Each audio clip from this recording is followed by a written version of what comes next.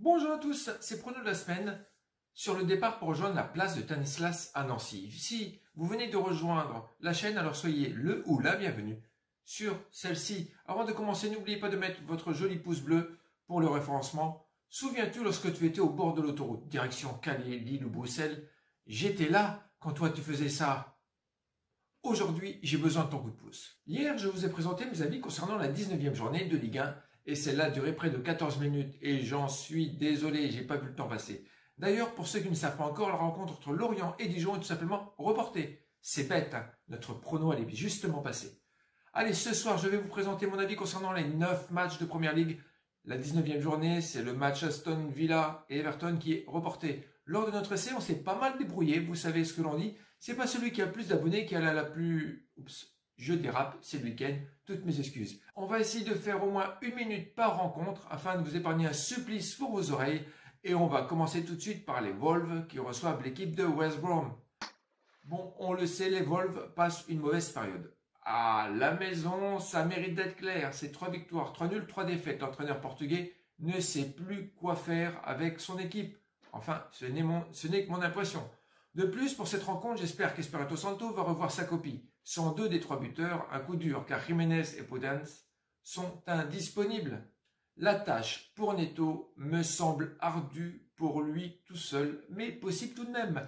West Brom n'a pas réussi à ramener 3 points d'un match à l'extérieur. C'est 3 nuls, 5 défaites.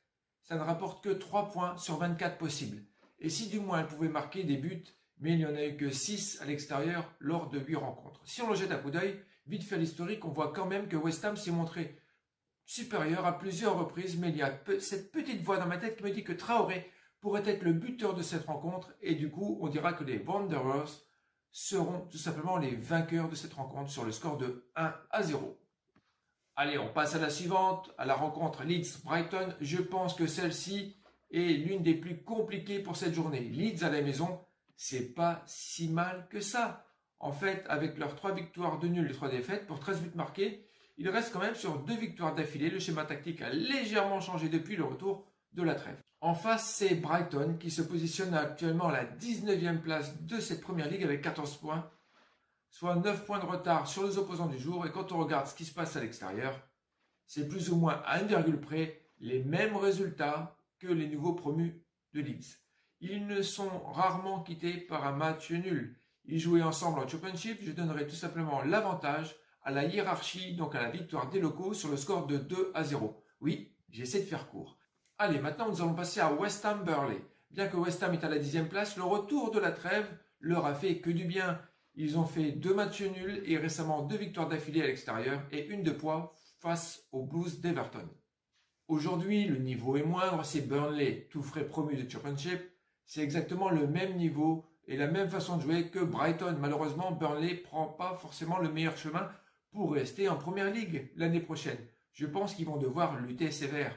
En FA Cup, le week-end passé, ils ont dû se qualifier au tir au but face à une équipe de Ligue 1 qui n'est autre que Milton Keynes. Et encore, ils étaient menés après la première mi-temps. Je vais être dur avec cette équipe, elle n'a strictement rien à faire en Première Ligue. Victoire de West Ham sur le score de 3-0. Ça y est, on arrive en fin des matchs intéressants et je pense que vous allez être d'accord avec moi. Nous avons Fulham-Chelsea, un match qui peut nous réserver toutes ses promesses. Une certaine rivalité est née tout naturellement avec ces deux clubs de l'ouest de Londres. Fulham, depuis décembre, n'a pas perdu un match. Bon, on n'a pas gagné non plus. En Première Ligue, certes, il a fait le nul contre les Spurs, Southampton et même contre Liverpool. Respect.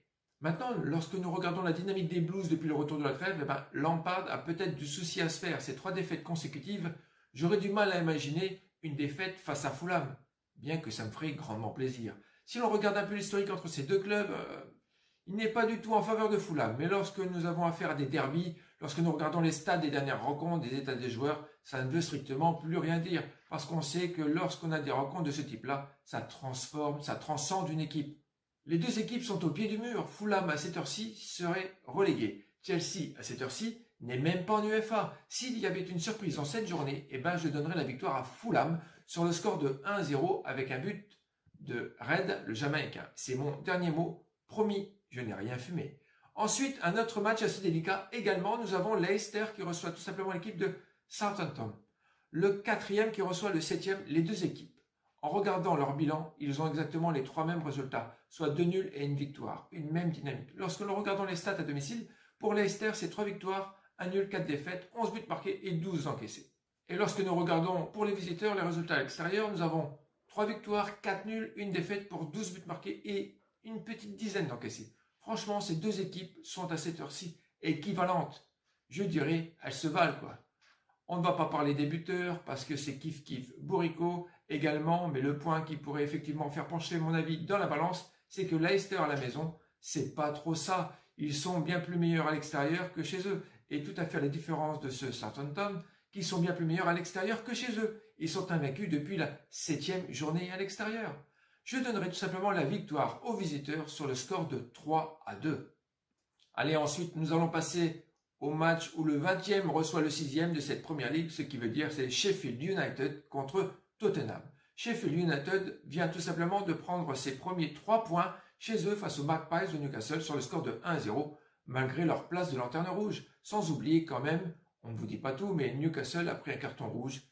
Et tout de suite en seconde mi-temps, c'était plus facile pour les locaux de pouvoir faire courir leur adversaire. Cela met une série de 5 matchs perdus sur leur terrain de terminer. L'équipe de Son et Kane ne se porte pas trop mal, bien que lors de la dernière rencontre sur leur terrain, ils ne sont fait rattraper au score dans les dernières minutes par Fulham encore, sur le score de 1 partout. Et pourtant ce match est à prendre avec des pincettes. Oui, je vous dis qu'il faut remonter très loin. En fait, depuis 1991, Tottenham ne l'a pas remporté une seule fois face à Fulham.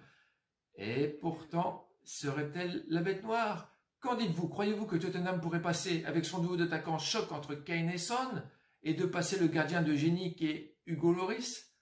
Non. Perso, je pense qu'il est l'heure de tourner la page et Tottenham sera vainqueur sur le score de 3-0, histoire de marquer le coup. Un match où on va voir rouge. Et oui, nous avons les Reds de Liverpool qui reçoivent les Reds de Manchester United. Enfin, un choc qui va nous tenir en haleine pour cette journée. Liverpool, ces derniers temps, c'est pas très convaincant. Parfois, on se demande où sont passés les hommes de club. Est-ce que Liverpool reprendra sa place de leader en battant Manchester United, qui est actuellement le leader de cette première ligue? À domicile, ils sont toujours invaincus. C'est 7 victoires, 1 nul, 21 buts marqués et 8 encaissés. À la maison, ils ne déçoivent pas, du moins pour l'instant. Manchester United est transcendé. Cette saison, leur état de forme est constant depuis la première journée. Ils restent quand même sur 3 victoires consécutives. Et en plus, à l'extérieur, c'est l'une des meilleures équipes, avec 12 buts marqués et 7 encaissés. Elle est toujours invaincue à l'extérieur, ce qui en fait une bonne déduction. Franchement, une rencontre entre deux invaincus. La solution, un match nul, serait juste bien. Ils garderaient leur invincibilité aussi bien à domicile qu'à l'extérieur. Pour cette rencontre, on devrait avoir du jeu. Fernandez, Rashford contre Mané, Salah, c'est sûr qu'il va y avoir du but.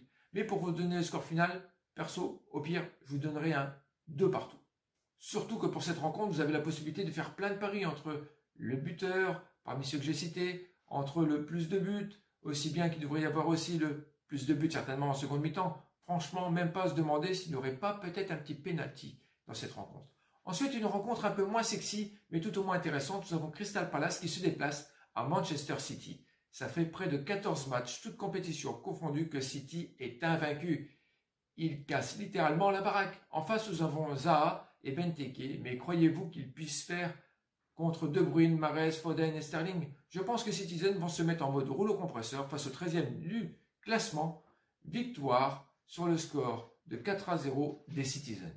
Allez, nous y voici, la dernière rencontre de cette journée. Nous avons les Gunners d'Arteta face aux Magpies de Newcastle. Cette semaine, j'ai été déçu par l'équipe d'Arsenal qui a joué comme un manche, comme une équipe de D4 ou D3 face à Crystal Palace qui n'a eu la balle qu'une trentaine de minutes dans toute la rencontre. Quant à Newcastle, je l'ai dit tout à l'heure, se sont tout simplement inclinés sur la pelouse de Sheffield United. Pour ceux qui me suivent, Arsenal, c'est mon club de cœur britannique. Mais depuis un temps, il me fait sérieusement mal au cœur, celui-là. Il est où le temps d'Arsène? Newcastle a perdu ses 5 derniers matchs à l'extérieur, dont le 9 janvier en FA Cup contre Arsenal sur le score de 2-0. Armé d'Aubameyang et Lacazette, je vais rester confiant pour une même victoire d'Arsenal sur le score de 2-0. Voilà, je vous ai donné mon point de vue concernant cette journée britannique. N'hésitez pas à laisser votre commentaire pour que je puisse savoir quel est votre prono et pourquoi pas en débattre ensemble. Je vous donne rendez-vous très bientôt lorsque vous regarderez le programme à la fin de cette vidéo. La prochaine vidéo sera tout simplement un combi en Italie. Le week-end passé, ça nous a très bien réussi. Alors, bon week-end, prenez soin de vous, bye!